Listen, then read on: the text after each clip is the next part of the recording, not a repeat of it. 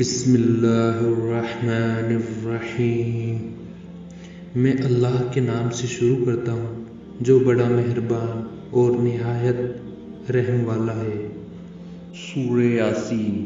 سورہ یاسین مکہ میں نازل ہوئی۔ اس میں 83 آیتیں اور 5 رکوع ہیں۔ میں اپنے اللہ کے نام سے شروع کرتا ہوں جو بڑا ہی مہربان رحم والا ہے۔ یاسین، قرآن کی قسم ہے جو تمام حکمتوں سے بھرا ہوا ہے۔ اے محمد، بلا شبہ آپ رسولوں میں سے ہے، سیدھے راستے پر ہے۔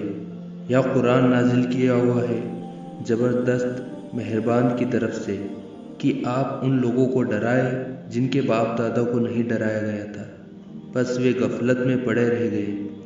ان میں اکثر پر یہ بات ثابت ہو چکی، سو وہ ایمان نہیں لائیں گے۔ ہم نے ان کی گردنوں میں توق ڈال رکھی ہے، پھر وہ ڈھوڑیوں تک پھنسے ہوئے ہیں جس سے ان کے سر کلل رہے، یعنی اوپر کو اٹھے رہ گئے ہیں۔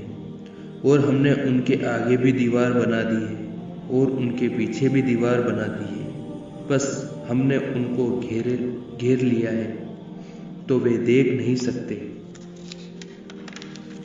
اور آپ ان کو ڈرائے یا نہ ڈرائے دونوں برابر ہے، وہ ایمان لانے والے نہیں ہیں۔ آپ تو صرف اسی کو ڈرا سکتے ہیں جو نصیحت پر چلے، اور اللہ سے بغیر دیکھے ڈرے تو آپ اس کو مغفرت اور اچھے اجر کی خوشخبری سنا دیجیے۔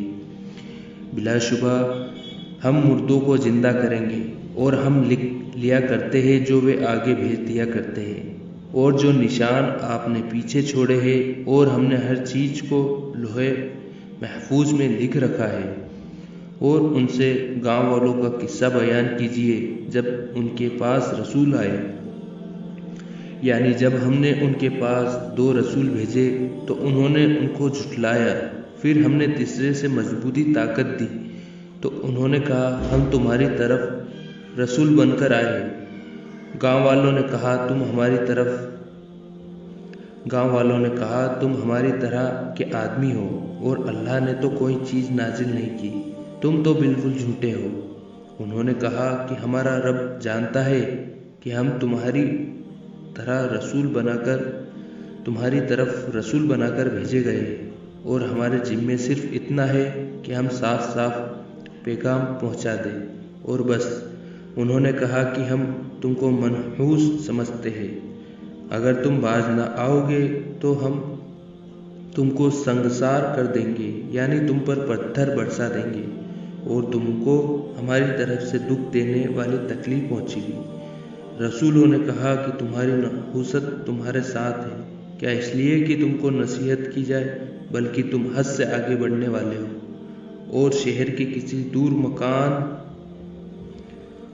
سے دوڑتا ہوا ایک آدمی آیا، وہ کہنے لگا اے میری قوم، تم ان رسولوں کے حکم پر چلو، تم ایسے لوگوں کی پیروی کرو جو تم سے کوئی صلہ نہیں چاہتے اور وہ خود سیدھے راستے پر ہیں۔ اور میرے پاس کیا عذر ہے کہ میں اس کی عبادت نہ کروں جس نے مجھے پیدا کیا ہے، اور اسی کی طرف تم سب کو لوٹ کر جانا ہے۔ کیا میں اس کو چھوڑ کر ایسوں کو معبود بناؤں کہ اگر اللہ میرے حق میں نقصان چاہے تو ان کی سفارش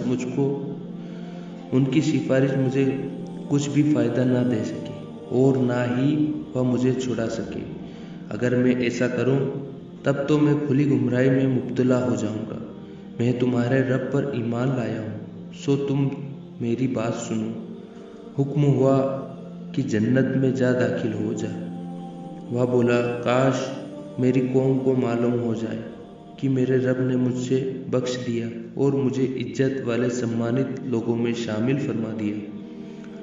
اور ہم نے اس کے بعد اس کی قوم پر آسمان سے کوئی لشکر نہیں اتارا، نہ ہم اتارنے والے تھے۔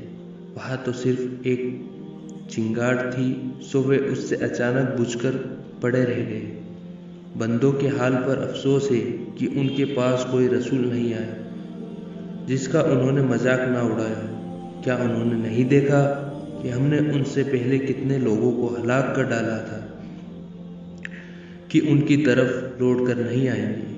اور یہ سب کے سب ہمارے سامنے حاضر کیے جائیں گے، اور ان کے لیے ایک نشانی مردہ زمین ہے کہ ہم نے اس کو زندہ کیا اور اس میں سے اناج اگایا، پھر یہ لوگ اس میں سے کھاتے ہیں، اور ہم نے اس میں کھجوروں اور انگوروں کے باغات لگائے اور اس میں چشمے جاری کر دیے تاکہ یہ لوگ ان کے پھل کھائیں، اور ان کو ان کے ہاتھوں نے نہیں بنایا تو کیا شکر نہ کریں گے؟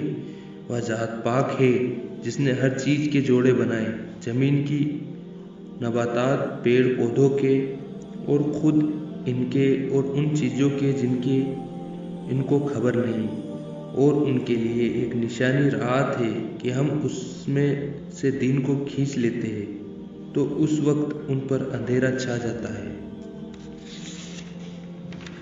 اور سورج اپنے ٹھکانے کی طرف چلتا رہتا ہے۔ یہ ایک طے کیا ہوا اندازہ ہے اس کا جو زبردست ہے، علم والا ہے، اور چاند کی ہم نے منزلیں مقرر کر دی ہیں، یہاں تک کہ چاند گھٹتے گھٹتے کھجور کی پرانی ٹہنی کی طرح ہو جاتا ہے۔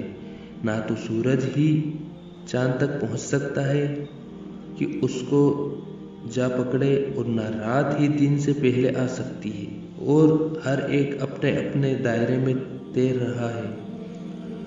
اور ایک نشانی ان کے لیے یہ ہے کہ ہم نے ان کی اولاد کو بھری ہوئی کشتی میں سوار کیا، اور ان کے لیے ہم نے ایسی ہی چیزیں اور پیدا کی جن پر وہ سوار ہوتے ہیں، اور اگر ہم چاہیں تو ان کو غرق کر دے تو پھر نہ کوئی ان کی فریاد سنے گا اور نہ ہی بچائے گا، مگر یہ ہماری رحمت ہے، اور ایک عرصے مدت تک ان کو فائدہ دینا ہے۔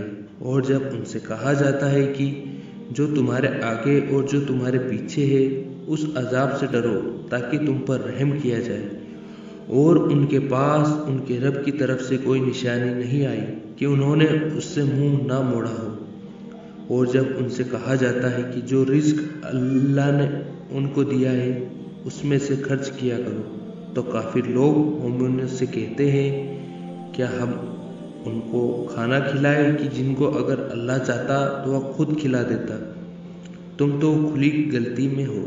اور وہ کہتے ہیں کہ یہ وعدہ کب پورا ہوگا اگر تم سچے ہو؟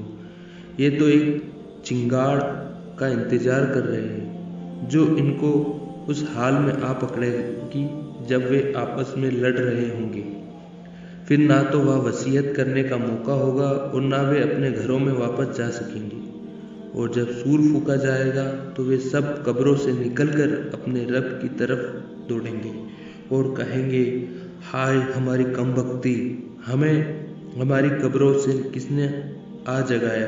یا وہی ہے جس کا رحمان نے وعدہ کیا تھا اور پیغمبروں نے سچ کہا تھا۔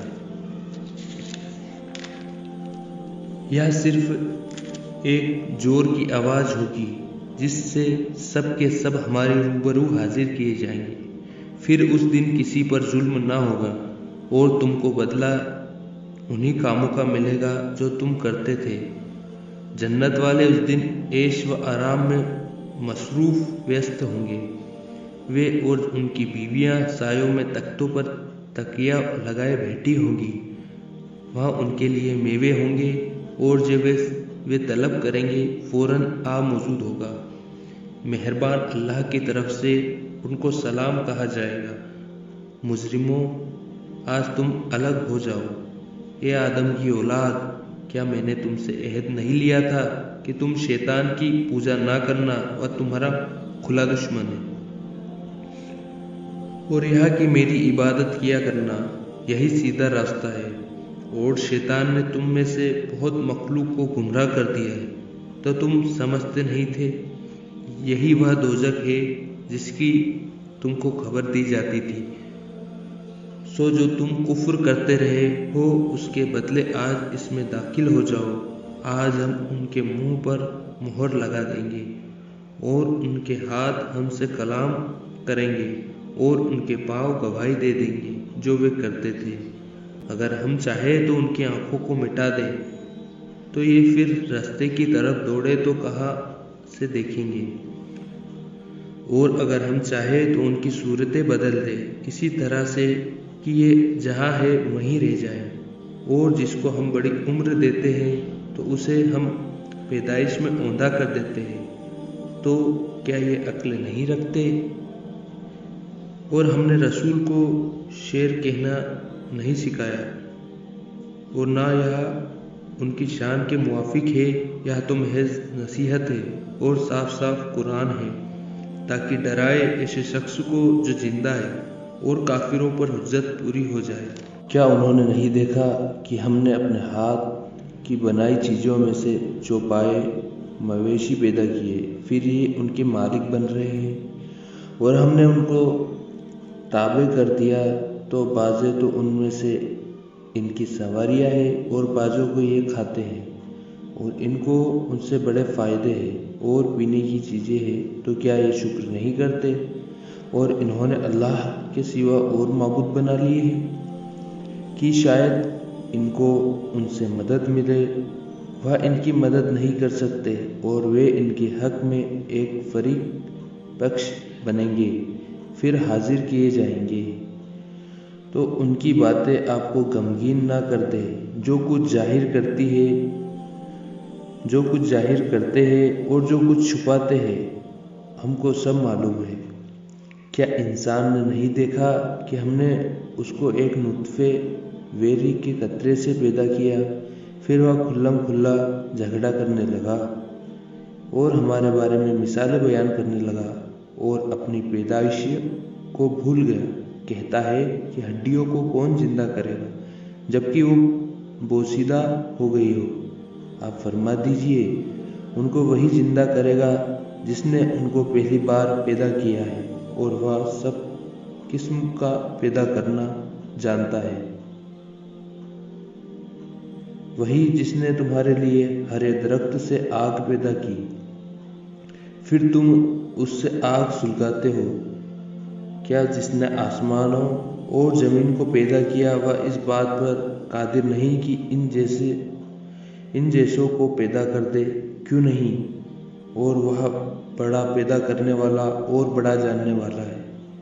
اس کو معمول یہ ہے کہ جب وہ کسی چیز کا ارادہ کرتا ہے تو اس سے کہہ دیتا ہے ہو جا، تو وہ ہو جاتی ہے۔ تو وہ پاک ذات ہے جس کے ہاتھ میں ہر چیز کی بادشاہت ہے، اور اسی کی طرف تم سب کو لوٹ کر جانا ہے۔